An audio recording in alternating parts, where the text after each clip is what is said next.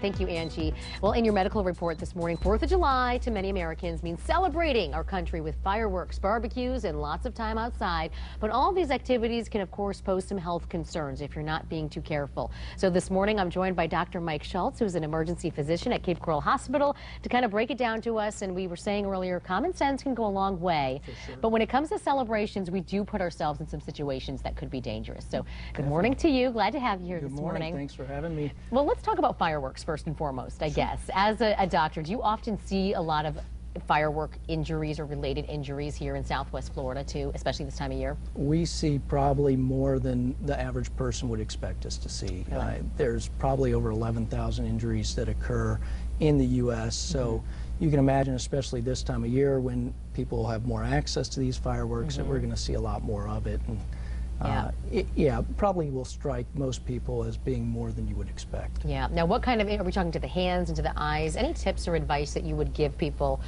when trying to just have some fun? We get excited when we see fireworks, you know? Yeah. So common sense, like you said, can go a long way.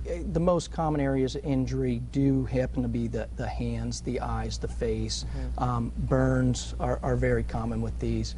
And yeah, probably my biggest point is that alcohol and fireworks don't mix.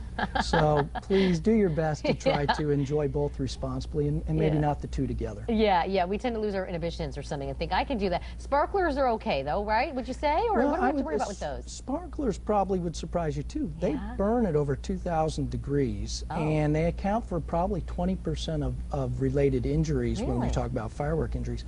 Commonly, after being used, they'll be tossed on the ground, and you know, somebody that's unaware, maybe barefooted, will come along and step on these. Yeah. And so we do see a lot of that. Plus, you know, the spark coming off can cause a lot of eye injuries.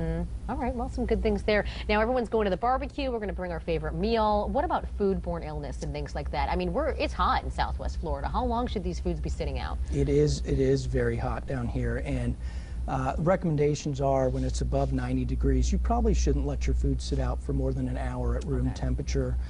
Cold foods, do your best to keep them cold. Put them in a cooler, lots of ice packs. Try to keep them around 40 degrees if possible. But yeah, the longer they're left to sit out, the more likely that you're going to get, you know, bacteria to proliferate to levels that are going to cause illness, nausea, vomiting, diarrhea. Not a good way to spend the 4th of July, right? No, can definitely put a damper on things. Yes, and finally, speaking of the heat, when we're outside for too long, you know, we hear hydrate all the time.